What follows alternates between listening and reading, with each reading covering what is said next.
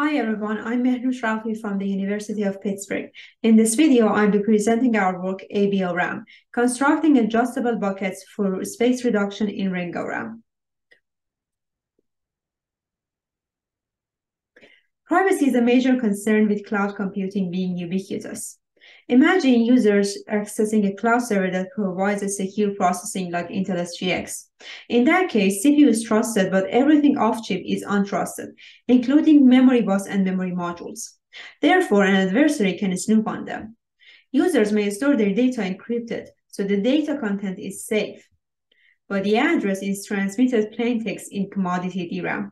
Therefore, the memory access pattern can leak information to the adversary. So to achieve the highest level of privacy, encryption is not enough. Access pattern also needs to be protected. The question is how to hide access pattern. Recent studies tell us to use ORAM, which is a crypto primitive to obfuscate memory access pattern. At the memory side, there is an ORAM structure that keeps user data blocks randomly reshuffled in the memory. At the CPU side, there is an ORAM controller that translates one block request to many block requests. For example, user requests block A, many blocks are returned. Recall that adversary can snoop in the untrusted domain, but in this way cannot recognize what block actually we want to access. In particular, tree-based ORAM protocols are popular. They organize memory blocks into a full binary tree. Blocks are encrypted and reshuffled over the tree. Note that in addition to the user data blocks, the tree also contains dummy blocks. Each data block is randomly mapped to a path, and the mapping is kept at the ORAM controller in the trusted domain. One user block request is translated to three path accesses that entail reading many blocks and writing many blocks. The key point in ORAM is that we never want to read a block from the same location twice, so the writing phase is inevitable. ORAM is an expensive primitive from different aspects. First of all, it is slow because of many memory accesses that it incurs. Also, it has a space overhead because the ORAM tree cannot be 100% full by user data. The process of mapping a user block to a path is random, and the protocol fails if it faces overflow. Therefore, ORAM requires dummy blocks to ensure the protocol correctness. Tree-based ORAM protocols began with the advent of PassORAM in 2013. Since then, a lot of optimizations have been proposed on top of PassORAM. Many of them attempt to achieve speed up while keeping the same space demand as PassORAM. Ring ORAM, however, took a different direction. It achieves a breakthrough in speed up at the expense of increasing the PassORAM space demand by more than twice. In this work, we reduce ring ORAM space while maintaining its speed up. Let us see how ring ORAM works. The key optimization is that ring ORAM, with the help of extra space, takes writes off the critical path. Assume we want to access block A and we know it is mapped to path 2. First, we access the metadata of buckets along path 2 and realize the exact location of block A. In the next step, we read only one block per bucket along the path, block A from the second bucket and the dummy block from the rest. At last, we invalidate the accessed blocks and mark them as dead in the metadata. If we keep doing these ring ORAM accesses, at some point, buckets will run out of valid dummy blocks.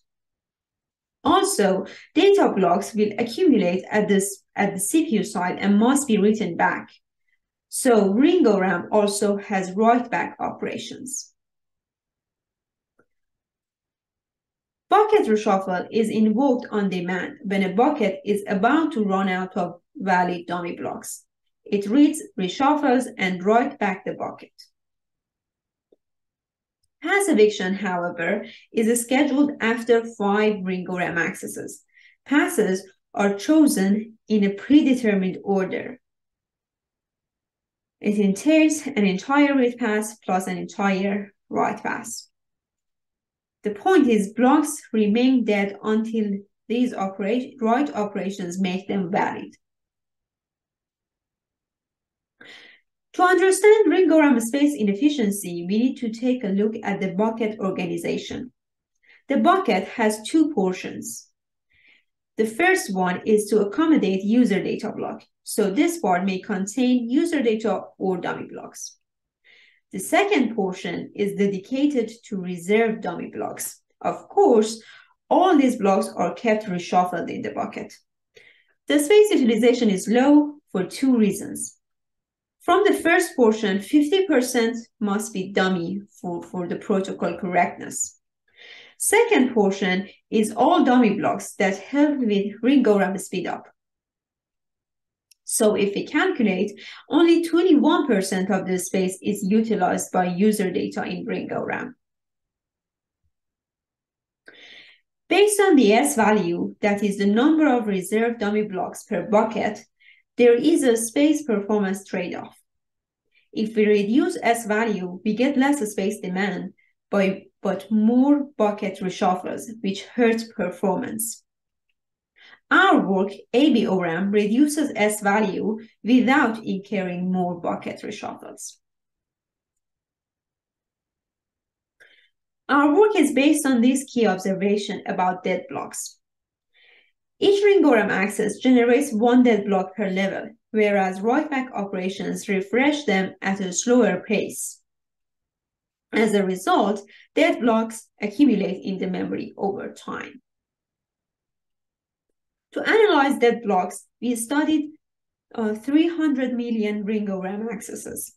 We took snapshots of dead blocks count over the tree. At the beginning, dead blocks increase fast. After 30 million accesses, however, dead blocks stabilize at 36 million.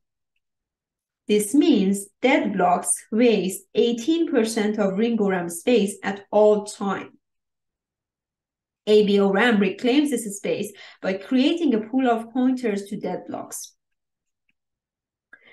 Our idea is to keep track of dead block locations so that we can reclaim the space earlier in time. During the metadata access, we gather dead block locations. Then we mark them as allocated. Later on, whenever it is time for write-back operations, we can pick from the pool of dead blocks. To reuse the dead block locations, AB-ORAM introduces an extra level of address mapping. In ring-ORAM, when a user block is mapped to a pass, calculating the tree block addresses based on the pass ID is straightforward given the binary tree structure. And from that, the physical address is calculated based on the memory layout. In AB-ORAM, we introduce another level of mapping. So, tree block address now is called logical tree address, and this will be mapped to a dead block location, which we call physical tree address. AB-ORAM adds one more level of address mapping in the untrusted domain. The location of dead blocks is already public information, so AB-ORAM does not rely on any secret info for the extra mapping and is secure. Now that we decouple a logical tree address from the physical one, we support two kinds of allocations, in place and remote allocation. ring-ORAM only supports in-place allocation. In AB-ORAM, remote allocation is enabled by adding extra metadata. All we need is a remote flag and a pointer to the physical tree address.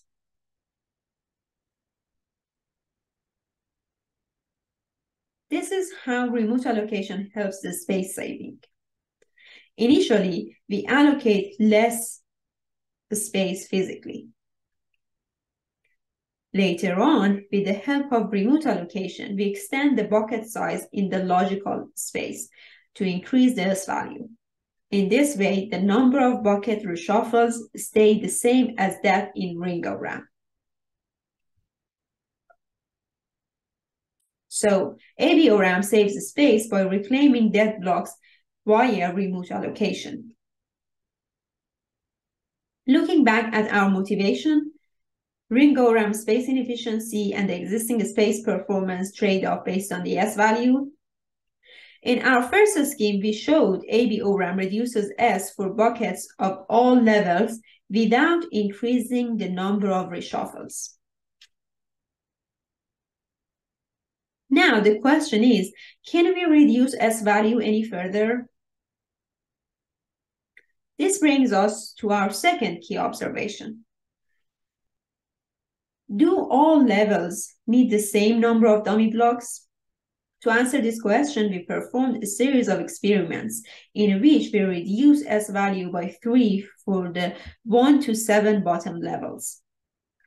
We observed that the space demand changes exponentially while the execution time behavior is linear. For instance, if we look at the result of the experiment that we reduce S for the 2 bottom levels, we observe the space reduction is 19%, whereas the execution time overhead is only 2%. The conclusion is S reduction has non-uniform effect across levels. Based on this observation, we introduced our second design, which is setting S value non-uniformly across 3 levels. We assign a smaller S to the bottom levels. We exploit the fact that the space benefit outweighs the performance overhead.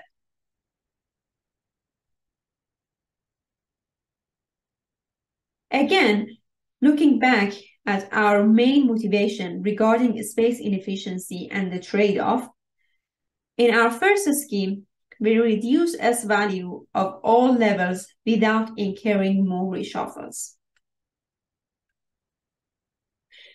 In our second scheme, we reduce S value further for the bottom levels. To evaluate AB-ORAM, we used trace-based simulation. We collected traces using Intel Pin tool. We used benchmarks from Spec and Parsec suite. We implemented ring ORAM with the bucket compaction optimization as our baseline. This figure shows the space utilization for our 2 schemes, non-uniform S and dead block reclaim, and also their combination together. We saw that ring ORAM had a low space utilization of 21%. With the bucket compaction, it is improved to 31%. So we built our schemes on top of that and improved the space utilization to 48.5%. Note that the maximum possible utilization is 50% as it is in past ORAM. So in fact, AB-ORAM bridges the gap between fast and space-efficient ORAMs. By improving the utilization, AB-ORAM is able to reduce the total space demand. This figure shows the space reduction of our schemes compared to the optimized ring ORAM baseline. AB-ORAM reduces the space demand of the state-of-the-art ring ORAM by 36%. Performance and bandwidth overhead of our schemes are negligible. Here is the takeaway. To achieve full user privacy, we need ORAM to hide access pattern. Ring ORAM is faster than other ORAMs, but has high space demand. We propose AB-ORAM to have the best of both worlds. AB-ORAM saves space by reclaiming dead blocks via remote allocation. AB-ORAM also saves space by setting non-uniform bucket size. And finally, AB-ORAM achieves 36% space reduction over the state-of-the-art. Thank you.